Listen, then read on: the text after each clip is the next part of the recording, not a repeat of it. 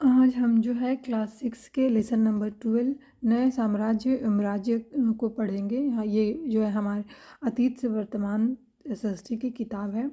बहुत ही अच्छी किताब है। अगर इसको हमको लाइन बाय लाइन पढ़े तो बहुत ही अच्छा इसमें सार दिया होता है। आज हम इसमें जो है गुप्त साम्राज्य के बारे में बताया गया है। चलिए पढ़ते हैं।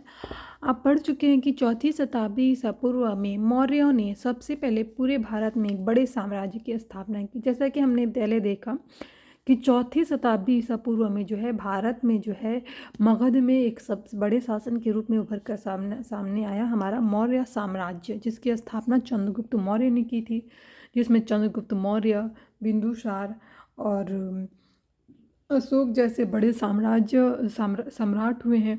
इसके अलावा इसी तरह गुप्त शासकों ने 3वीं शताब्दी में उत्तर भारत में एक नए राज्य की नींव डाली, जो आगे चलकर एक बड़े साम्राज्य में परिवर्तित हो गया। इसी तरह 3वीं शताब्दी आते आते उत्तर भारत में एक नए साम्राज्य की नींव पड़ गई, जिसका नाम है गुप्त साम्राज्य। इस साम्राज्य का भारत के राजनीतिक एवं सांस्कृतिक इतिहास में महत्वपूर्ण स्थान है। इसकी स्थापना का श्रेय चंद्रगुप्त प्रथम को जाता है। इनके पूर्वज श्रीगुप्त और घटोत्कच संभवतः सामंत अधीनस्थ शासक ही थे। वैसे तो गुप्त साम्राज्य की स्थापना श्रीगुप्त ने की थी, लेकिन वास्तविक रूप से इसकी स्थापना जो है चंद्रगुप्त श्रेय को जाता है। श्रीगुप्त और घटोत्कच जो है एक अधीनस्थ शासक ही थे। शासन कर रहे थे, उनके अधीनस्थ रह के ये शासन कर सामंत थे, लेकिन इन्होंने मौका देखते ही इन्होंने जो है शासन को पलट दिया और गुप्त साम्राज्य की स्थापना कर दी। चंद्रगुप्त ने लिच्छवी राजकुमारी से विवाह करके अपने सामाजिक एवं राजनीतिक रूप से प्रभावशाली बनाया। चंद्रगुप्त ने भी लिच्छवी जो एक बड़ा साम्राज्य हुआ है, लिच्छवी की राजकुमारी से विवाह करके अपने सामाजिक और राजनीतिक जीवन को प्रभावशाली बनाया है। महत्वपूर्ण एक शासक के रूप में उभरकर गुप्त साम्राज्य में आए हैं समुद्रगुप्त। इन्होंने 335 से 375 ईस्वी तक शासन किया है। समुद्रगुप्त गुप्त वंश का सबसे प्रभावशाली शासक था। गुप्त वंश में अगर देखा जाए तो सबसे जो प्रभावशाली शासक था वो समुद्रगुप्त था। इसके बारे में राजकवि हरिसेन द्वारा लिखित एक प्रशस्ति से जानकारी मिलती है। इनके बारे में यानी समुद्रगुप्त के बारे में या गुप्त साम्राज्य के बारे में हरिसेन जो एक कवि हुए हैं उन्होंने लिखा है। तो उनकी प्रशस्ति में हमें पढ़ने से हमें इस बात अध्ययन करने से पता चलता है कि समुद्रगुप्त गुप्त साम्राज्य में एक बड़े सम्राट हुए हैं। इसे प्रयाग प्रशस्ति भी कहते हैं। इन हरिशेर द्वारा लिखित जो है प्रशस्ति को प्रयाग प्रशस्ति भी कहा जाता है। इसके अतिरिक्त समुद्रगुप्त के बारे में एरन अभिलेख और विभिन्न प्रकार के सिक्कों आदि से भी जानकारी मिलती है। समुद्रगुप्त के बारे में जो एरन अभिलेख जो मध्य प्रदेश में है, वहाँ से भी इनकी जानकारी मिलती है कि गुप्त साम्राज्य में समुद्रगुप्त नाम का एक सम्राट हुआ है। और विभिन्न प्रकार के सिक्कों आदि से भी जानकारी मिलती है। विभिन्न प्रकार के जो सिक्के चलाए गए थे 30वीं शताब्दी में, तो उनको सिक्के को देखकर भी जो है पता चलता है कि समुद्रगुप्त एक बड़े शासक हुए हैं। जैसा कि हम देखते हैं ये वीणा बजाते हुए समुद्रगुप्त के सिक्के। समुद्रगुप्त ने जो सिक्के निकाले थे अपने समय में 30वीं शताब्दी में गुप्त साम्राज्य में, तो उस सिक्कों पर वीणा बजाते हुए खुद को ही प्रदर्शित किया हुआ था इन्होंने।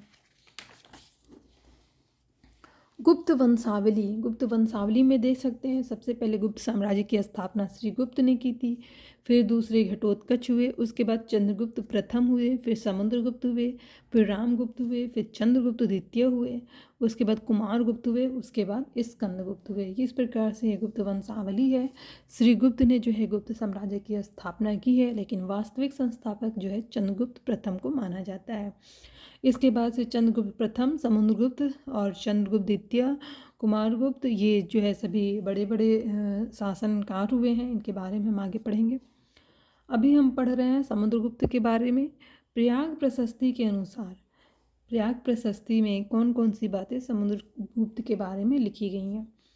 समुद्रगुप्त ने आर्यव्रत के शासकों को पराजित कर सीधा अपने नियंत्रण में ले लिया। इस क्षेत्र के 9 शासकों को उसने पराजित किया। प्रयाग प्रशस्ति जो हरिसेन के द्वारा लिखी गई है प्रशस्ति है, इसमें उन्होंने बताया है कि समुद्रगुप्त ने जो है 9 शासकों को हराकर जो है पराजित करके सीधा उन राज्यों को अपने नियंत्रण में ले लिया। दक्षिण के 12 शासकों को समुद्रगुप्त ने पराजित कर समर्पण करने के लिए मजबूर किया। उत्तर भारत ही नहीं बल्कि दक्षिण भारत में भी जो है जो 12 शासक थे उनको भी उन्होंने हरा दिया समुद्रगुप्त ने, और उन्हें समर्पण करने के लिए मजबूर कर दिया, अपने अधीन रहने के लिए मजबूर कर दिया समुद्रगुप्त ने। हालांकि इन राज्यों को पुनः स्वतंत्र कर दिया गया। ये समुद्रगुप्त के करद राज्य थे। इनके द्वारा कर के रूप में निश्चित उपहार प्रदान किया जाता था। बाद में इसे जो है स्वतंत्र कर दिया गया, लेकिन ये राज्य जो है चूँकि समुद्रगुप्त ने उन्हें हराया था इसलिए ये करद राज्य कहलाते थे। यहाँ से वे निश्चित उपहार कर वगैरह समुद्रगुप्त को भेजते थे। ये प्रयाग प्रशस्ति के अनुसार, प्रयाग प्रशस्ति में किसका उल्लेख है तो समुद्रगुप्त गुप्त साम्राज्य का जो शासक हुआ है उसके बारे में उल्लेख है। प्रयाग प्रशस्ति को किसने लिखा है तो प्रयाग प्रशस्ति जो है हरिसेन की है। वन क्षेत्र के राजा जो आटविक प्रदेश के राजा के रूप में जाने जाते हैं, इन क्षेत्र का विस्तार उत्तर प्रदेश के गाजीपुर से लेकर मध्य प्रदेश के जबलपुर तक था। आटविक प्रदेश के रूप में जिन्हें जाना जाता है जो गाजीपुर से लेके मध्य यानी उत्तर प्रदेश से लेके मध्य प्रदेश तक फैला हुआ था। इन राजाओं को भी जो है समुद्रगुप्त ने हरा लिया था और अपने अधीन कर लिया था, अधीनता स्वीकार करने के लिए बाध्य कर दिया था।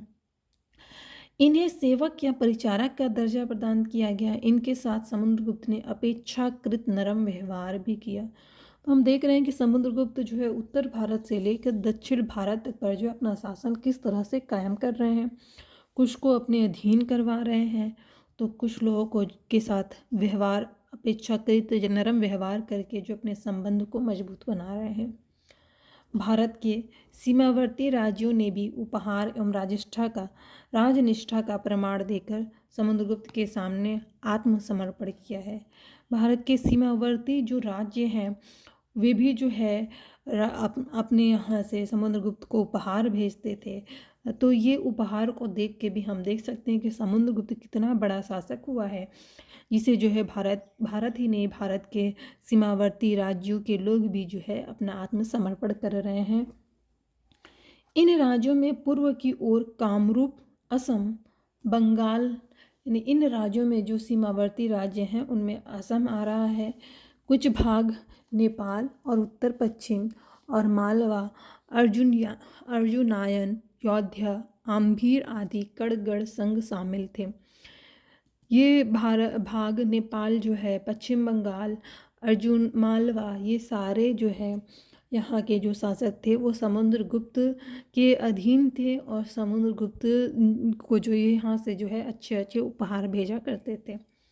बाहरी क्षेत्रों के शासक जो शायद शको एवं कुषाणों के वंशज एवं सिंहल प्रदेश के शासक थे, इन सबों ने समुद्रगुप्त की अधीनता स्वीकार की तथा वैवाहिक संबंध भी स्थापित किए। इनकी विदेश नीति पर समुद्रगुप्त का प्रभाव था। बाहरी क्षेत्र के जो शासक थे, जैसे हमने पिछले लेसन में पढ़ा, जो शक थे कुषाण के वंशज जो थे उनके भी जो है उन्होंने जो है गुप्त साम्राज्य यानी समुद्रगुप्त की अधीनता को स्वीकार किया और कुछ के साथ जो वैवाहिक संबंध स्थापित हुए और इनकी नीतियों पर भी समुद्रगुप्त पर काफ़ी प्रभाव पड़ा है। इस तरह आप देखते हैं कि समुद्रगुप्त ने उपरोक्त विजित प्रदेशों के लिए अलग अलग नीतियाँ अपनाई। जहाँ इसने आर्यव्रत उत्तर भारत के राज्यों को सीधा अपना नियंत्रण में लिया, वहीं दूर के राज्यों में माटविक प्रदेश के साथ नरम व्यवहार किया, जो उसकी बुद्धिमत्ता का सूचक है, क्योंकि उस समय संपूर्ण भारत पर सीधा नियंत्रण स्थापित करना आसान नहीं था। हमने देखा कि समुद्रगुप्त जो है किस प्रकार से 3 तरीके अपनाकर जो है पूरे भारत पर वो कब्जा कर लेते हैं। हमने देखा कि उत्तर भारत में किस प्रकार से जो है वो सीधा नियंत्रण करके उन्हें हरा कर उन्हें अपने कब्जे में कर लेते हैं। वहीं हम देखते हैं कि दक्षिण भारत में उन्होंने कुछ शासकों को हरा कर जो है अपनी अधीनता स्वीकार करने के लिए बाध्य किया है। वहीं हमने देखा कि जो आटविक प्रदेश थे उनके साथ नरम व्यवहार अपनाया है, और जो शक और कुषाण वंशों के जो है जो वंशज थे उनके साथ जो है नरम व्यवहार के साथ साथ जो है वैवाहिक संबंध स्थापित कर भी उनके साथ जो है अच्छा संबंध बनाए। इस प्रकार से समुद्रगुप्त का जो है उत्तर भारत से लेकर दक्षिण भारत तथा सीमावर्ती राज्यों में भी अच्छा खासा कब्जा बना हुआ था। इस प्रकार से समुद्रगुप्त एक महान शासक थे, जिन्होंने गुप्त साम्राज्य में एक महान शासक हुए हैं, जिन्होंने जो है भारत पर जो है गुप्त साम्राज्य अपने नाम का जो है डंका बजाया है। हम यहाँ पे देख सकते हैं गुप्त साम्राज्य कहाँ से कहाँ तक फैला हुआ है। उत्तर भारत से लेकर दक्षिण भारत तक, मध्य प्रदेश, पश्चिम बंगाल साइड तक फैला हुआ है। तो हम समुद्रगुप्त जो है समुद्रगुप्त, हम गुप्त वंशावली अगर देखते हैं तो उसमें जो है चौथे नंबर के ये शासक हुए हैं। सबसे पहले श्रीगुप्त ने गुप्त वंश की स्थापना की। उसके बाद जो है घटोत्कच, वास्तविक रूप से संस्थापक गुप्त साम्राज्य का चंद्रगुप्त प्रथम को माना जाता है। और जिसने सबसे ज़्यादा नाम कमाया वो है समुद्रगुप्त। समुद्रगुप्त जो है कि प्रयाग प्रशस्ति के द्वारा, हरिश्चंद्र की लिखी हुई प्रयाग प्रशस्ति के माध्यम से उनके बारे में जानकारी मिलती है। इसके अलावा जो है एरन अभिलेख से इनकी जानकारी मिलती है। इनके द्वारा निकाले गए सिक्के जिस पर ये वीणा बजा रहे हैं उनको देख के भी जो है इनके बारे में पता चलता है। आगे हम पढ़ेंगे चंद्रगुप्त द्वितीय के बारे में। चंद्रगुप्त द्वितीय भी जो है समुद्रगुप्त के पश्चात चंद्रगुप्त द्वितीय गुप्त वंश के वंश को संभाला और उन्होंने जो है आगे इस साम्राज्य की रक्षा की।